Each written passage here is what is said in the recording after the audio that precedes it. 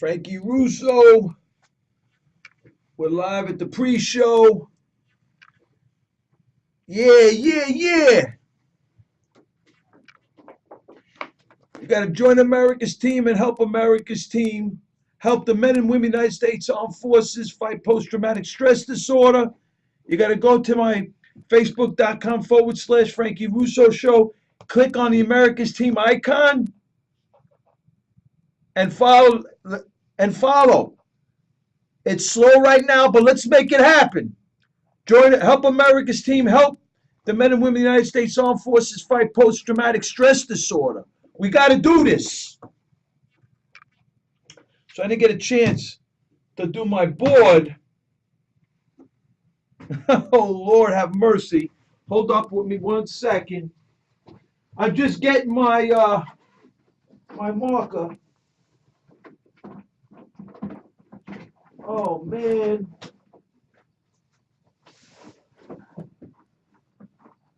I don't have my markers with me.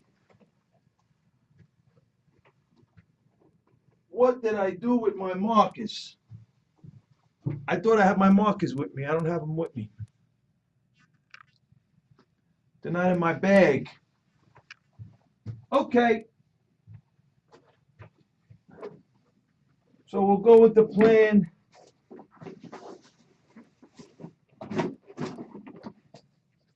Plan B.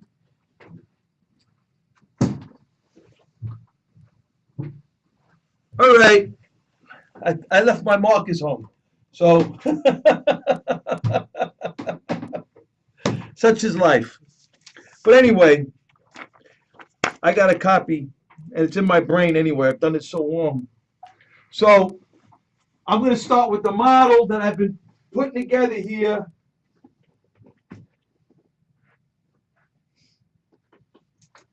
At 77 WABC.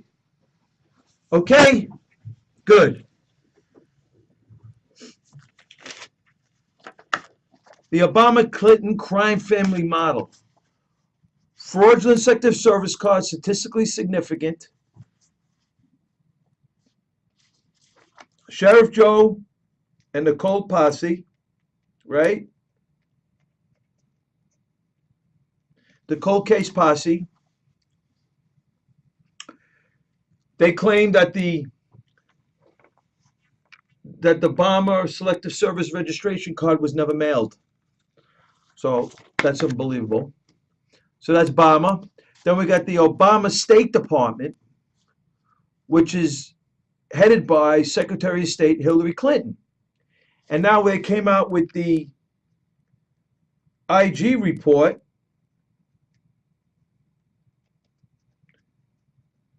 claiming that the server in Hillary Clinton's house, the hundred thousands of documents in Hillary Clinton's house, the basement of her house, on a server, that if she did it 40 years ago in the 60s, she would need hundreds of thousands of file cabinets, and they would have never fit in her basement, only because of the technology and electronic forms. She's able to fit hundreds of thousands of documents in a basement.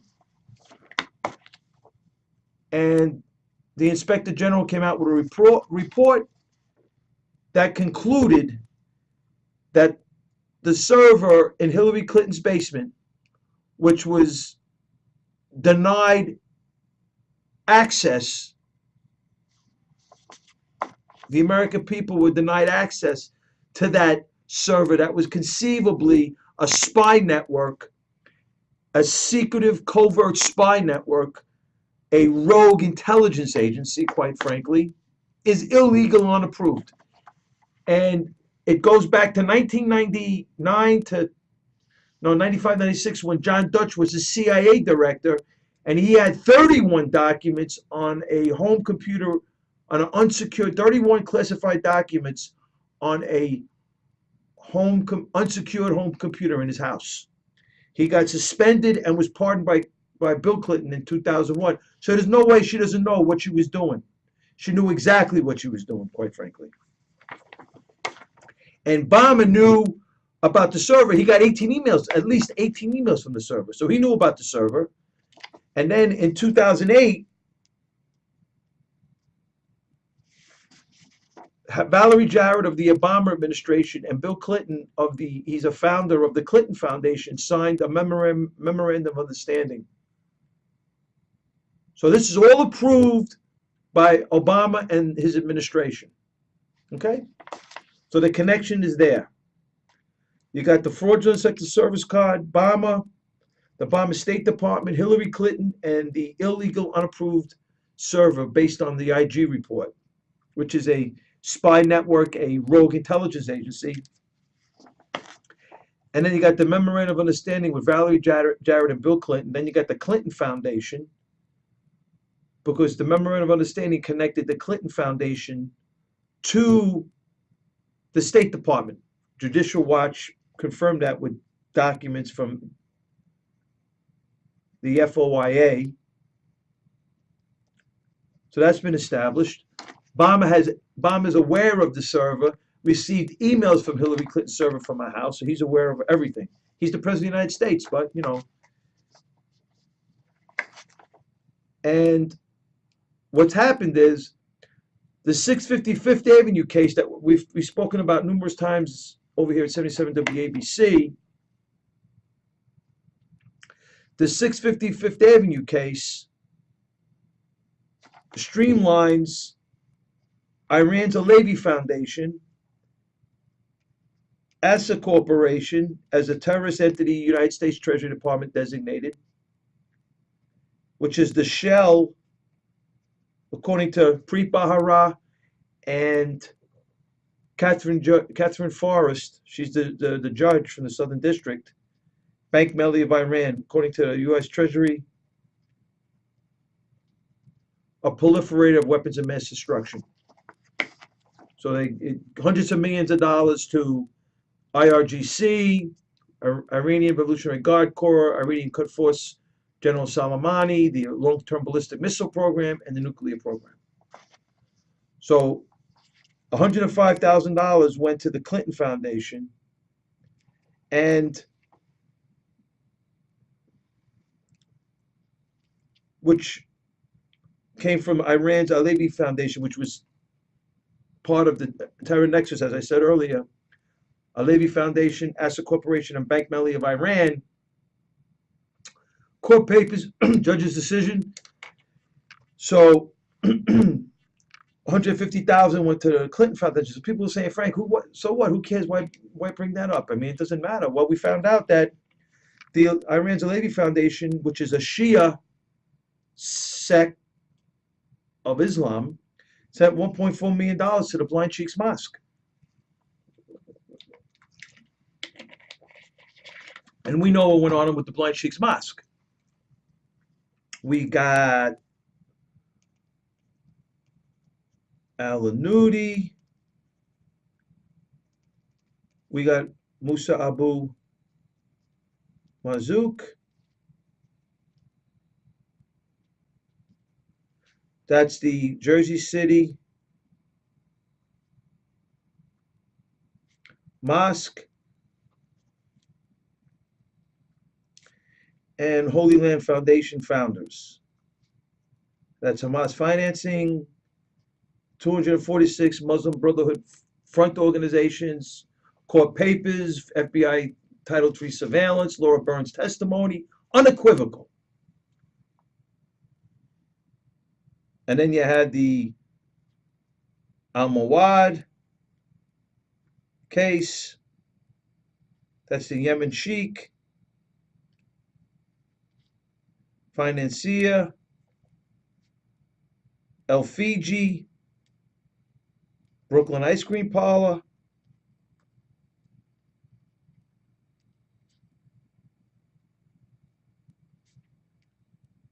$21 million, 1993 World Trade Center bombing, and then Ramzi Youssef, who was recruited by the Blind Sheikh, his maternal uncle is Khalid Sheikh Mohammed, who claims to have helped the Blind Sheikh plan the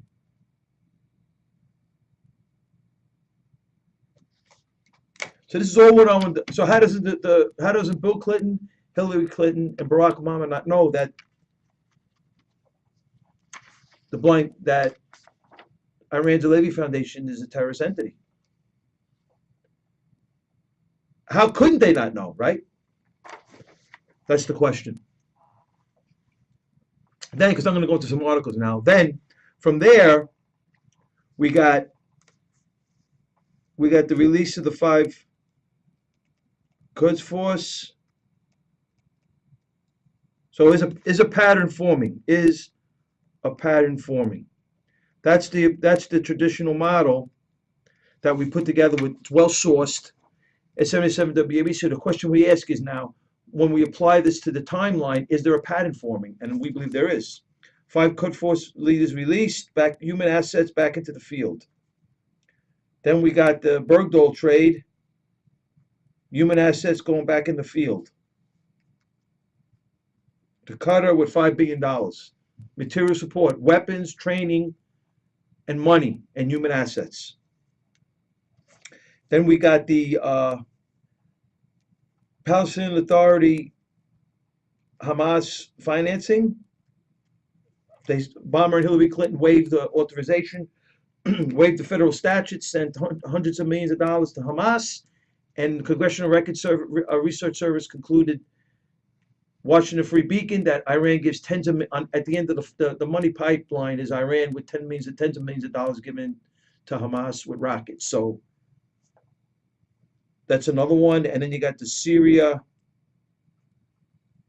Assad situation, $500,000 to the Syrian rebels. According to CENTCOM, they had 32 Syrian rebels, and it got all reduced to 9. And then basically it was reported that they just gave the weapons to ISIS. It's crazy stuff, right? Can't make this stuff up. Then we found out later, according to Washington Free Beacon and Congressional Research Service, that 3 to 15 billion go from Iran to Syria annually. So there's no way that Obama is going to, when Syria crossed the red line, there was no way that Obama is going to take on Assad, because that fake fraud nuke deal that Obama's trying to put off as a nuke deal, which really was a money deal. Go figure. And then we have Benghazi, which was the Quds Force, Iranian Quds Force.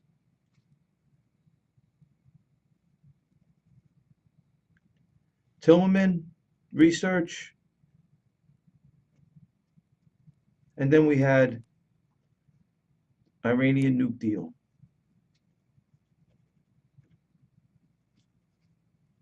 So that's the model over here. And basically, when you put it all together, you conclude that based on the basic model with the Blind Sheikh's Mosque, that the Obama-Clinton administration formed in a courtroom of American public opinion. I haven't put it through the official sniff test, the FBI definition of a criminal enterprise, but in the courtroom of American public opinion, the Obama-Clinton administration is a criminal enterprise.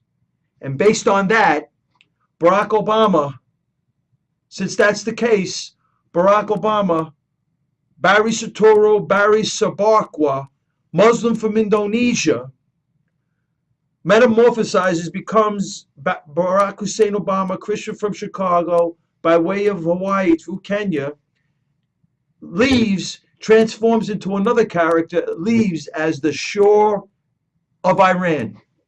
For real. Crazy stuff. So now, I'm going to go to some of these articles.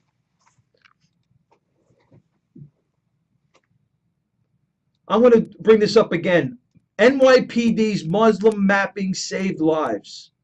Federal agents knew that a would-be terrorist had likely arrived in New York City from Florida over Thanksgiving. This is like over 4 years ago. However, they didn't know where in New York City he was. A worrisome prospect, considering Alman Quasi was gathering information on the best places to detonate bombs in Manhattan, Times Square, and Wall Street among them.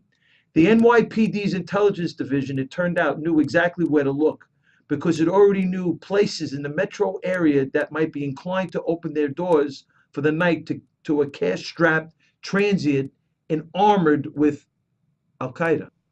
It then sent an NYPD undercover officer into one of these locations and confirmed Quasi's presence there. That allowed federal authorities to initiate surveillance and arrest Quasi on terrorism charges as he stepped off a bus in Fort Lauderdale on his way home soon thereafter. Similarly reported by the Post, Zeth Lipsky, that had the Boston Marathon bombers made it to New York with their explosives, the NYPD would have been in a good position to know where to look for them because of some of the mapping it had done in Brighton Beach and elsewhere. These assessments of where a terrorist might land in order to find a cheap place to stay, a job off the books, an internet cafe, or even a restaurant for comfort food were done by a small NYPD unit initially called the Demographics Unit, later the Zone Assessment Unit, which was dismantled last week. The unit never had more than 14 police officers assigned to it in a department of 35,000 officers. None were undercover officers, although some undercover officers were later employed in areas that detectives in the unit had mapped. The officers assigned to the unit did not infiltrate terrorism groups or spy on them. They provided investigators who did with roadmaps as to where terrorists might gravitate in the metropolitan area in advance of an attack or to hide after one. Breathless reporting had asserted that police admitted that the unit had not developed terrorist leads. So it was never the unit's job. Instead, the unit complemented in a specific way the work of approximately 1,300 NYPD officers assigned to counterterrorism every day. Its critics inflated the unit's role and wrongly painted it as having engaged in unconstitutional spying. Not true, right? It never did. Hopefully, terrorists who want to return to kill more New Yorkers don't believe it's now easier for them to elude and New York law enforcement or interpret this as a prelude to further dismantling of NYPD's counterterrorism program. That would be potentially tragic considering terrorists' relentless post 9/11 efforts to again attack New York. The conviction last year on a terror-related charges as Abdel Hamed Shahadi demonstrated the importance of early identification and intervention by the NYPD Intelligence Division, the FBI, of individuals who pose a real danger. An NYPD undercover encountered Shahadi in 2008 and learned of his plans to travel to Pakistan for terrorist training. The NYPD alerted federal authorities of his impending departure, which resulted in Pakistani authorities denying Shahadi entry. Shahadi's activities brought him into contact with the New York-based radical group Revolution Muslim, Jesse Curtis Morton, who was convicted in 2012 of conspiracy to solicit murder, among other federal terrorism charges. A few months after Shahadi was denied entry to Pakistan, 3 other New Yorkers made their way to Peshawar, also in hopes of joining the Taliban. Instead, Al Qaeda saw the value of their U.S. passports, gave them weapons, training, and sent them home to carry out an attack in New York City. So, Zazi Medunaji and Zarin was subsequently convicted of planning suicide bombings of 3 busy New York City subway stations. In 2011, New Jersey residents Carlos Almonte and Mohammed Alessa pleaded guilty to terrorism charges for their attempts to join Al-Shabaab, Al-Qaeda's affiliate in Somalia. At the request of federal authorities and New Jersey law enforcement, the NYPD introduced one of its undercover officers into the investigation. There were other plots since 9/11 to bomb the retaining wall on the World Trade Center, the PATH train, to take down the Brooklyn Bridge, to attack synagogues in Manhattan and Riverdale, to bomb fuel storage tanks at JFK. The list goes on. The plots had one thing in common: New York City as a target. Any reassessment of the NYPD counterterrorism program should Should keep that in mind. So what happened was this Muslim MAC beam was very powerful, but then CARE, three Muslims, and the ACLU got together and they called it racial profiling, and this whole program was dismantled. So there it is.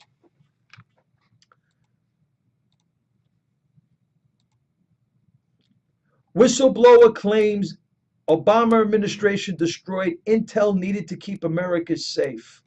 Department of Homeland Security whistleblower accused the Obama administration of engaging in a bureaucratic effort to destroy intelligence records of hundreds of Muslims with ties to terrorism that are needed to keep Americans safe. Filippini, the former DHS employee turned whistleblower, added that the administration's order to wipe out records of Muslim terrorists from travel and national security databases had made it vastly more difficult to prevent future attacks. He made those comments in an article detailing his experience at the Federal Anti-Terror Department, which he noted has been hindered by political correctness employed by the Obama administration. We knew his administration had been engaged in a bureaucratic effort to destroy the raw material, the actual intelligence we had collected for years, and erase those dots. The dots constitute the intelligence needed to keep Americans safe, and the Obama administration was ordering they be wiped away.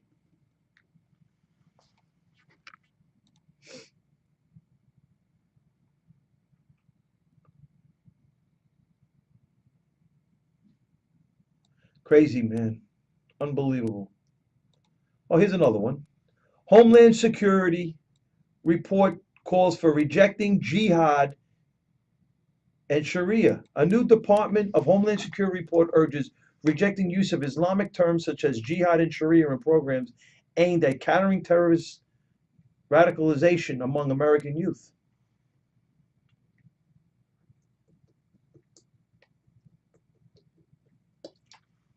Homeland Security Advisory Council report recommends that the department focus on American millennials by allocating up to $100 million in new funding. It also urges greater private sector cooperation, including with Muslim communities, to counter what is described as a new generation of threats to the homeland related to the threat of violent extremism. The funds would be used to hiring experts and new social media programs and technology to influence young people not to join terror groups. Unbelievable.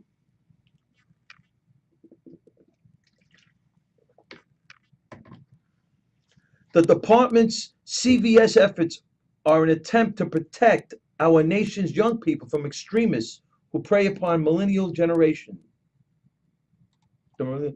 Unbelievable.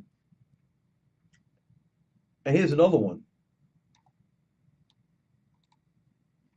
72 DHS employees on terror watch lists. So no wonder you got a whistleblower calling the Obama administration to scrub all the records, all the intelligence on the radical Islamists in the Homeland Security Department. And then you got the Department of Homeland Security reports calling for rejecting terms. So what are we doing over here? They're not defending the American people, that's for sure. And then we have at least 72 employees at the Department of Homeland Security are listed on the U.S. terror watch list. And according to a Democratic lawmaker, Stephen Lynch, disclosed that a congressional investigation recently found at least 72 people working at the Department of Homeland Security were on the terrorist watch list. Back in August, we did an investigation. The Inspector General did of the Department of Homeland Security, and they had 72 individuals that were on terrorist watch list that were actually working at the Homeland Security Department, according to Congressman Lynch. The former director had to resign because of that. DHS continues to fail inspections aimed at determining the efficacy of its internal safety mechanisms, as well as its efforts to protect the nation. Crazy stuff.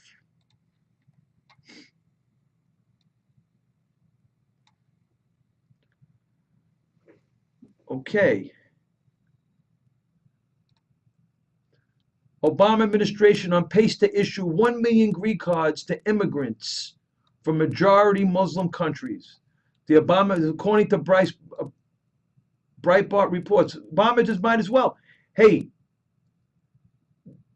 Danish, Danish is right, the filmmaker. Obama, in his second last term, is going to look to form the United States of Islam. That's what he's doing. Obama administration on pace to issue 1 million green cards to immigrants from majority Muslim countries. Let's make America Muslim. Let's make America Sharia law.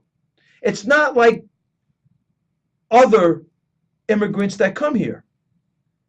According to the records, we're going to get to that. The Obama administration is on pace to issue more than a million green cards to immigrants from majority Muslim countries, according to analysis of the Department of Homeland Security data. A chart released by the State Subcommittee on Immigration and National Interest Friday details the surge in immigration to the United States from majority Muslim countries since President Obama took office in 2009. His administration issued 832,000 green cards, most of which were Pakistan, Iraq, Bangladesh, Iran, Egypt, and Somalia. Crazy. Thank you very much.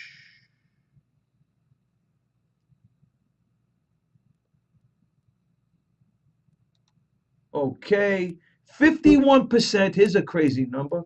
According to Jihad Watch, it was on the Robert Spencer, great guy. Saw him on Fox News, really good guy. By the way, Sean Hannity had a great show, radio show. I mean, his radio show today was off the freaking hook. He had Philip Haney on there. I caught the middle to the latter part of it. It was, this guy like lived there. I mean, the information that Philip Haney was putting down, he was a former employee, the whistleblower from the DHS. You got to check it out, man. I was blown away. I was driving. I was like, I sat in the car. I got to my designation, and I actually sat in the car and waited for the whole program to end. It was so riveting. The information he was dropping about the radical Islamists, I forgot what, I think he was either in Iraq, I think he was in Baghdad, somewhere. He started off in the tourist area to get an idea. He learned the language. He blended into the culture, and he got to know, and then he got to understand how the radical Islamization, the whole Sharia law thing works. Crazy, man. It was riveting. 51% of U.S. Muslims want Sharia. 60% of young Muslims more loyal to Islam than U.S. A considerable portion of the U.S. domestic foreign policy is based on the assumption that Islam in the U.S. will be different, that Muslims here believe differently from those elsewhere, and do not accept the doctrines of violence against and subjugation of unbelievers that have characterized Islam throughout its history. But on what is that assumption based?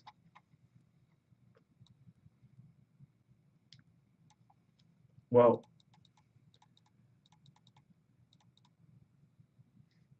Paul Sperry, an Islamic fifth column builds inside of America, thanks to Pamela Giller. Paul Sperry, this guy is an amazing journalist in reference to the Muslim infiltration, both home and abroad. The guy is amazing. Another great guy. He claims that in berating GOP presidential, oh, okay, well, I don't want to get into that. We're talking about I like Ben Carson. I don't want to. Oh, Jack Taper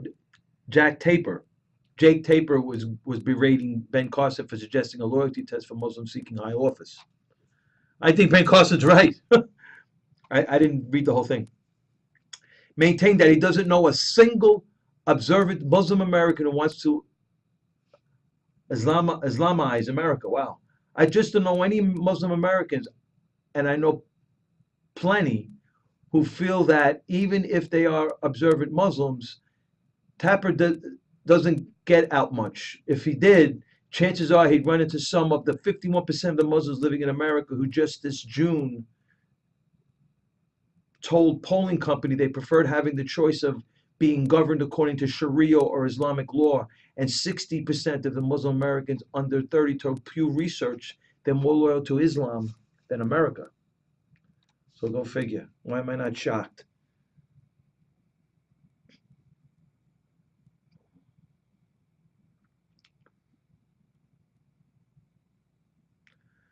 Unbelievable.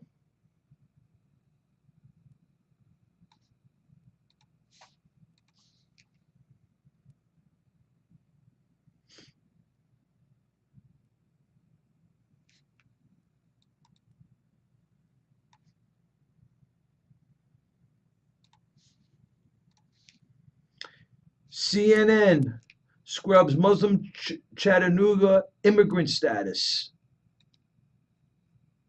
In a report detailing the depression and drug addictions from which Muslim terrorist Mohammed Youssef Abdul Aziz suffered, CNN omitted his religion and immigrant status. As usual, when an immigrant Muslim or some combination of the two murders Americans, the media goes into overdrive to cover up these two crucial factors. Abdul Azizi was a miserable, drug-addicted Kuwaiti immigrant who sometimes struggled to hold down a job and spent his time popping pills, drinking and smoking pot until he visited the Middle East in 2010, and especially after his family helpfully sent him into Jordan in 2014, where their bipolar son could reconnect with his murderous Islamic roots.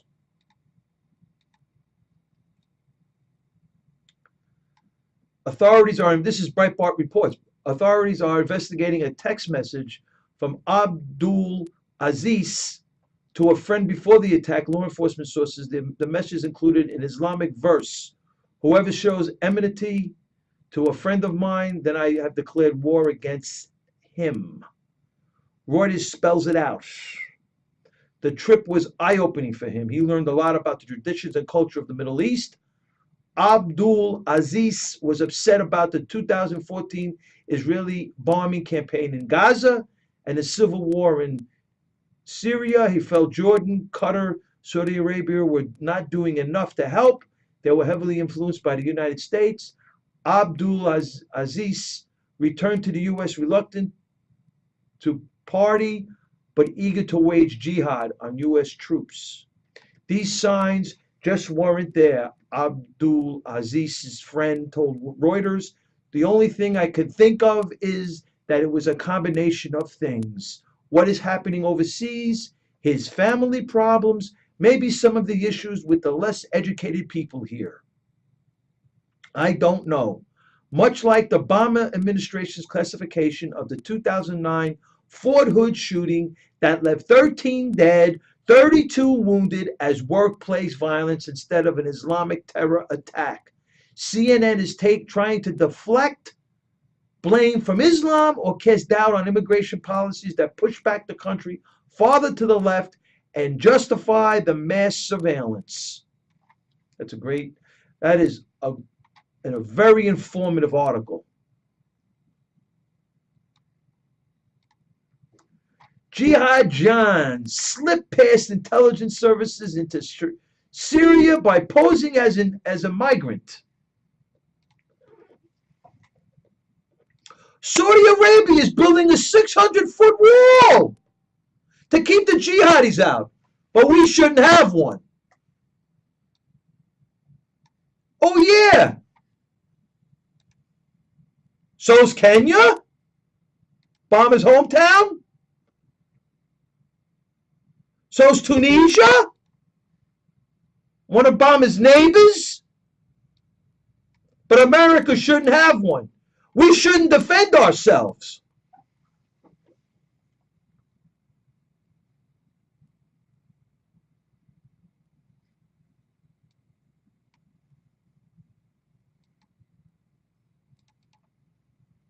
We shouldn't defend ourselves. No. Oh, here's a good one. Here's a real good one. Let me get hopefully I got the Breitbart one. This is a really good one.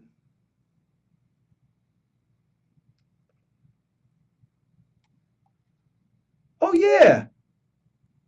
Here's another one. Wait. I'm gonna get the Breitbart one on that dude. Oh yeah. Look at this. I have so many articles right now. It's unbelievable. I'm getting ready to close this out. Jimmy Carter banned the Iranians. Jimmy Carter, the biggest lefty of them all. Well, I think Obama's taking that place. I think Obama's taking that spot. He said 15,000 Iranians home. Yeah.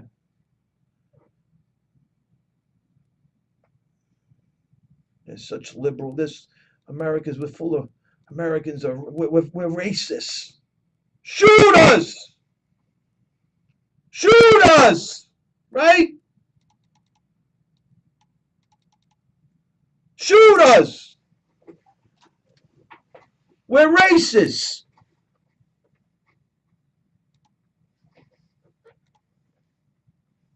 Shoot us!